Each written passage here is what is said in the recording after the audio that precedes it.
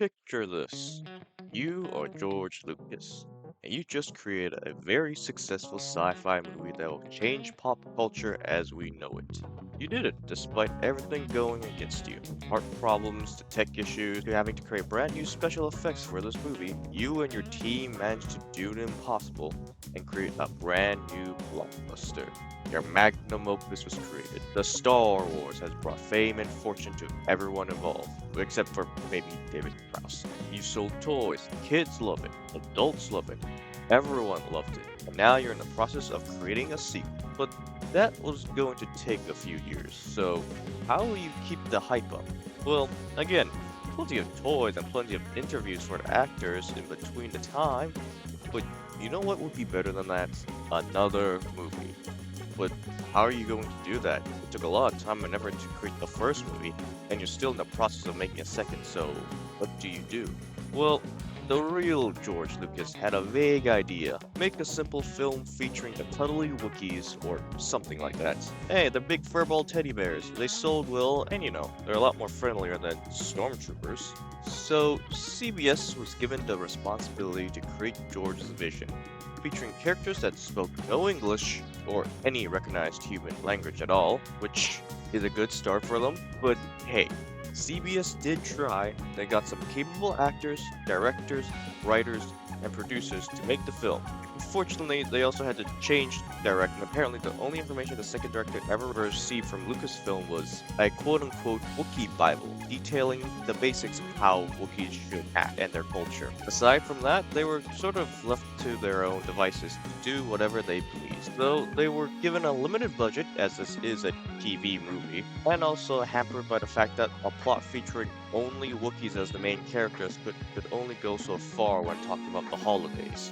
But how bad could this holiday special be? I mean, it's the holidays. Everyone loves the holidays. I read it and I said, this is awful. Why are we doing this? I said, I'm not doing this. I had it, I invited people over, we started to watch it, and it is so bad, it's not good. Which is the Star Wars Holiday Special. I wonder Can we cut tape? Memory of it at all. So it doesn't exist in your... No, it doesn't exist. It doesn't exist. No. What if I were to tell you that I had a little piece of tape right now? Oh dear. Okay, but maybe they're hamming it up. It can't be that bad, right? Let's sit down and watch it and judge it ourselves, why don't we? Spoilers, obviously. I feel empty. We begin with Harrison Ford and Chewie on the Millennium Falcon being chased by two Star Destroyers. Harrison Ford thinks that they're too close to danger and wants to abandon the mission, but Chewie convinces him otherwise, and they take a risky jump to hyperspace for Chewie's life day. With that, the intro rolls, and all of the main cast is then introduced, reprising their roles from the original movie, except for R2-D2, which is played by R2-D2. I guess Kenny Baker didn't want to take part in this film, which, you know what? You made a good decision. We're also introduced to the fact that Chewbacca has a wife, and a child, and a dad. Don't these people look lovely? We're also introduced to a bunch of other people acting as space people, and the Jabberston Starship who are featured in the opening credits for some reason. And these guys are easily the best thing to ever come from this holiday special. Sponsored by General Motors, of course. So, with the prologue done, we see the Chewbacca family enjoying their peaceful life, playing with X-Wings, and my god, does a Wookiee child mimicking the sound of an engine sound terrible to my ears. The kid's gonna have a high-pitched growl, and that's not going anywhere anytime soon.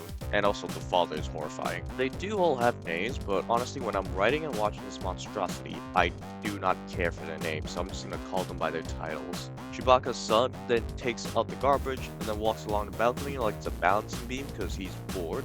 Sad music plays inside the Chewbacca house, and I guess they all miss Chewbacca. To be fair, while they aren't speaking actual words, it's not incomprehensible. I understand the feelings and story they're trying to convey, I think.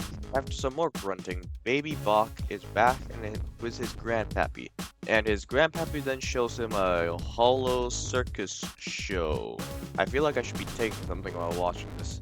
The movie isn't terrible, I guess, and the acrobatics are impressive, but brain hurts. Then his mom tells Chewbacca's brat to do the dishes as Luke and R2 call from the base. Mark is giving a pretty phoned-in performance. It almost looks like they never gave him an actual script and then he had to read everything off a teleprompter because you can see him staring just slightly away from the camera with his 1,000-yard stare as he talks to a bunch of Wookiees trying to assure them of their worries. Then R2 kills Luke Skywalker via carbon monoxide poisoning or something. And then the Wookiees call the Trading Post C, and then we see an Imperial Navy trooper looking for something as the trader tries to sell him a really badly screened magic space aquarium. Turns out the trader is a rebel, and Inko tells him that Chewbacca and Harrison Ford are on their way. Then an interaction occurs between the agent and the trader, which I think is meant to be funny. Just a groomer.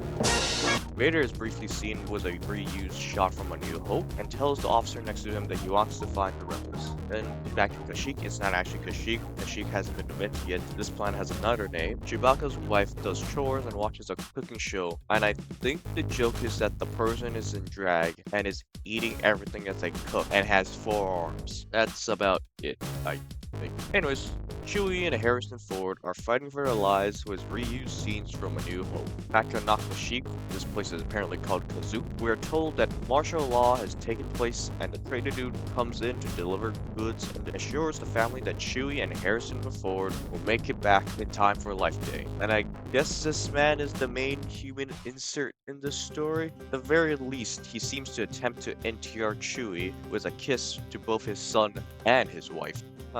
Anyways, gives everyone a gift, and Chewie's dad's gift is, I think, just VR ASMR adult content featuring crystal women. Also, dance number. I have no idea what's happening now. Anyways, Leia and C-3PO then call Mala, Chewbacca's wife, celebrating Life Day. Carrie Fisher does not look happy doing this film, and it's further implied that the traitor and Mala might be having an affair. He's feeding him special home-cooked meals and everything. Is my boy Chewie about to be cucked live on TV? Anyways, Harrison and Chewie finally make it to Chewie's planet and land. So they have to land far away because Kazook is under blockade currently. But back at Chewie's home, stormtroopers invade and cut to commercial break. Coming back, we see the Imperials questioning why Chewie is missing. Now the traitor tries smooth talk, but fails and proceeds to get a mental breakdown as he might be sent to the Imperial gulags. Thankfully, his paperwork is in order. Imperials leave everyone be for now. But the traitor needs to filibuster everyone because I guess it's funny for him to wave around his hands and talk. Then the Navy trooper steals Mala's gift and begins to play with it. And another music number plays. I think this is the Jabberson starships, I guess. Cool. I'll be honest, while listening to them sing, I had a tough time trying to figure out whether they were speaking in some alien language or English as they were singing. Now, the evil Imperial officer who loves snapping, that's his gimmick when he orders his men around, ransack the upper floor. Chewie's son then decides to de-stress by watching a space anime. What a weeb. This anime features the main Star Wars cast and has Harrison Ford and Chewbacca searching for a magical talisman. Okay, it seems like this is an illegal rebel cartoon that is being played as Rebel Alliance propaganda. Also, it's using real in-universe characters as the main cast, and it seems like that in-universe, Luke and Co played their respective fictional characters of themselves in this animated show. What is happening? And also, oh god, does this animation look cursed? And apparently the Falcon is flying uncontrollably currently. So Luke chases after the Falcon with his classic Y-wing. Wait a minute, also I still can't get over this animation. Also, speaking about phoned-in performances earlier, Anthony Daniels here fits the definition here to a T. Anyways, big monster attacks Luke and friends, but Boba Fett saves them, and he is very abusive to animals. Also, Boba Fett is a good person who hates the Empire, and then they catch up to Chewie, who drops the talisman down to the spoiler chute, and Luke somehow gets his energy drained.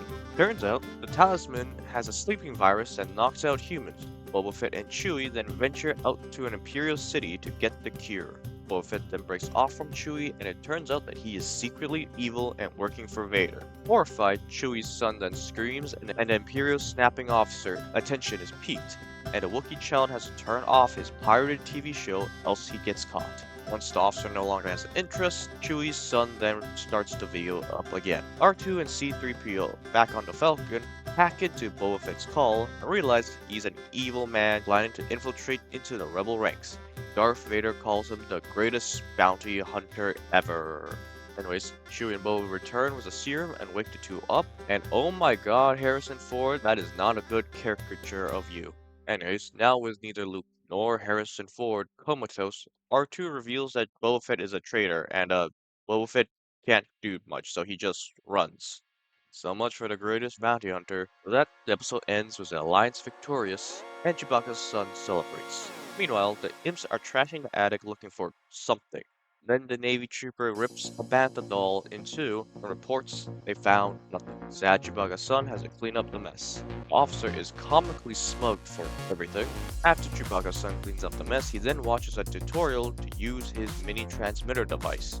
This is the same actor as the chef, by the way, and the gimmick I think is that he's explaining instructions and does funny faces and his voice warps a bit because his device is bad or he's malfunctioning. I don't know. I just don't know, okay? Also, he comes. No further questions. Later, Chewbacca's son finishes the trans, and now the Imperials are just sitting around watching Imperial propaganda for some reason. They watch some New Hope deleted scenes, then it transitions into two people going to the bar. The barkeep is not impressed as one of the customers tries to flirt with her. Also, his head is his mouth apparently, or he has a second mouth on top of his head to be more precise. The man simps for the woman who served him a drink that one time and told him 6 words. Come back soon, I'll be waiting. Yeah, really grabby, desperate incel vibes coming from him, as he desperately creates a parasocial relationship between them. Then he gets way too close and understandably makes her rather uncomfortable. And what am I watching now? Then he realizes that come back soon, I'll be waiting is a very common saying people in the catering industry tends to do to get repeat customers.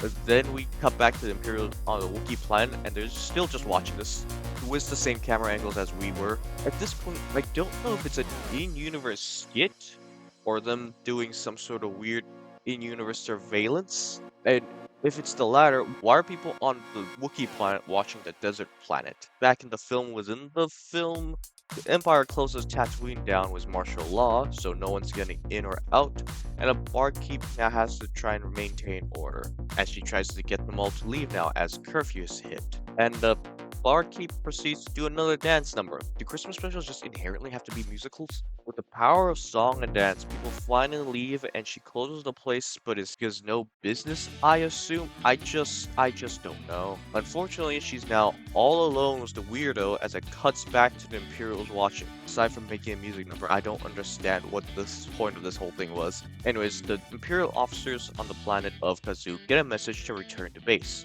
But it's actually a trick that Chewbacca's son did with his mini transmitter. One of the stormtroopers, however, stays around to see if Chewbacca ever comes home, which also means that the stormtrooper is able to discover the trick and destroys the device, chases down the kid. But thankfully, Chewbacca comes. But the stormtrooper uses the kid as a hostage. There's like 3 grown Wookiees here. Mom kinda just let the stormtrooper walk up the stairs and then let him chase her son around. This is a horrible mother. Again, what is happening? But don't worry, Harrison is here, and the kid is making reaction faces. Harrison disarms a stormtrooper, and the stormtrooper just trips and flies off the balcony. Ah, Chekhov's balcony. We saw the kid use it as a bouncing beam earlier, you see. I don't know. I've given up. I think so has this movie and most of the actors. Harrison Ford is then forced to pick up this furball, and he quickly discards him over to Chewie. Oh right, the kid's name is Lumpy. Also, look how much bigger the mother is than Han Solo. Couldn't she have clobbered the stormtrooper earlier? Was she just going to let her son get blasted? Harrison Ford does not look like he wants to be here, and quickly excuses himself to get out of this special. His excuse is that there are more troopers about, but like, one just fell to their death. Surely that's gonna cause more of a hubbub, right? His body's literally on the bottom of your tree. Harrison Ford tells Chewbacca's family that they're family to him. And it looks like Harrison Ford was about to throw up after he delivered that line. Also, is everyone trying to NTR Chewie now? Because Harrison and Chewie's wife give each other those bedroom eyes. God, this child is horrifying. Harrison Ford finally is free with this movie, and the Chewie family is together again. Chewie and his wife look like they're about to kiss for the reunion, but instead they just hug. Because I guess kissing would look funny, or it's not allowed. I don't know, it's the 70s. But wait, the door knocks again. But it turns out it's just a merchant guy. Hooray. But wait, there's more. The Imperial Officer channel is still on their TV and it calls for the dude who jumped out of the tree because, you know, he's missing now and not responding. Don't worry, the merchant does some lying and the remaining trooper robbed the place and ran off. So in response, the Imperials understand and send a search party to look for the missing guy. The Wookiees are happy. I know in lore, Kashyyyk is such a dense forest with a bunch of monsters that makes it very difficult to actually reach the bottom of the ground. But this isn't Kashyyyk, and also he's dead right in front of your house. And like, the search party's gonna come and investigate the house, I'd imagine. How are you supposed to get away with this? Whatever. The merchant gives some sort of lesson about having an ID on you and then leaves. Finally, the Wookiees are alone and they celebrate via space snow globes or something. And then they turn into smoke. Then we are forced into another surreal music number, this time with people in red robes. Is this a cult?